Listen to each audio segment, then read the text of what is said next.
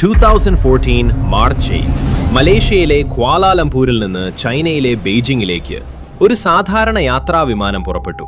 ആ വിമാനത്തിന്റെ പേര് MH370. ബോയിംഗ് 777 എന്ന അത്യാധുനിക വിമാനമായിരുന്നു അത്. വിമാനത്തിൽ 239 പേരുണ്ടായിരുന്നു. 227 യാത്രക്കാരും 12 ക്രൂ അംഗങ്ങളും. ആർക്കും അറിയില്ലായിരുന്നു ഇത് ചരിത്രത്തിലെ ഏറ്റവും വലിയ വിമാന രഹസ്യങ്ങളിൽ ഒന്നായി മാറുമെന്ന്. ആദ്യത്തിലെല്ലാം സാധാരണമായിരുന്നു. വിമാനം രാത്രി ആകാശത്തിലേക്ക് ഉയർന്നു. എയർ ട്രാഫിക് കൺട്രോളുമായി ബന്ധം തുടരുകയായിരുന്നു. പക്ഷേ വിമാനം പറന്നുയർന്നിട്ട് കുറച്ചു നേരം കഴിഞ്ഞപ്പോൾ അപ്രതീക്ഷിതമായ ഒരു സംഭവം നടന്നു. പെട്ടെന്ന് MH370 റഡാറിൽ നിന്ന് അപ്രത്യക്ഷമായി. എയർ ട്രാഫിക് കൺട്രോൾ പലതവണ വിമാനവുമായി ബന്ധപ്പെടാൻ ശ്രമിച്ചു. റേഡിയോ വഴി വിളിച്ചു. പക്ഷേ ഒരു മറുപടിയും ലഭിച്ചില്ല. റേഡിയോയിൽ നിശബ്ദത മാത്രം. ഇത്രയും സുരക്ഷയും സാങ്കേതിക വിദ്യകളുമുള്ള ഒരു വലിയ യാത്രാ വിമാനം എങ്ങനെ ഇങ്ങനെ പെട്ടെന്ന് അപ്രത്യക്ഷമാകും?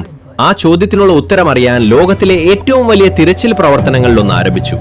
മലേഷ്യ, ഓസ്ട്രേലിയ, ചൈന എന്നിവ ഉൾപ്പെടെ പല രാജ്യങ്ങളും ചേർന്ന് തിരച്ചിൽ തുടങ്ങി. ഇന്ത്യൻ മഹാസമുദ്രത്തിന്റെ ആയിരക്കണക്കിന് കിലോമീറ്റർ വിസ്തൃതിയിൽ ദിവസങ്ങളോളം തിരച്ചിൽ നടത്തി. വിമാനങ്ങളും കപ്പലുകളും സാറ്റലൈറ്റുകളും എല്ലാം ഉപയോഗിച്ചു. പക്ഷേ വിമാനം കണ്ടെത്താനായില്ല. ദിവസങ്ങൾ കഴിഞ്ഞു, ആഴ്ചകൾ കഴിഞ്ഞു, മാസങ്ങൾ പോലും കടന്നുപോയി. എന്നാലും MH370 ഒരു തെളിവും കണ്ടെത്താനായില്ല.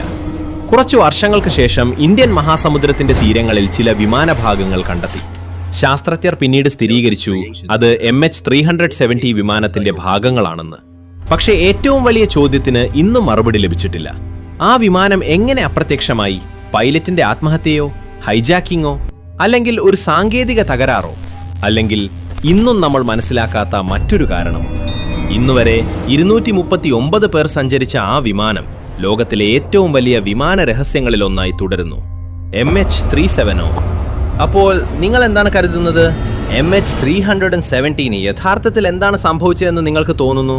നിങ്ങളുടെ അഭിപ്രായം കമന്റിൽ എഴുതൂ.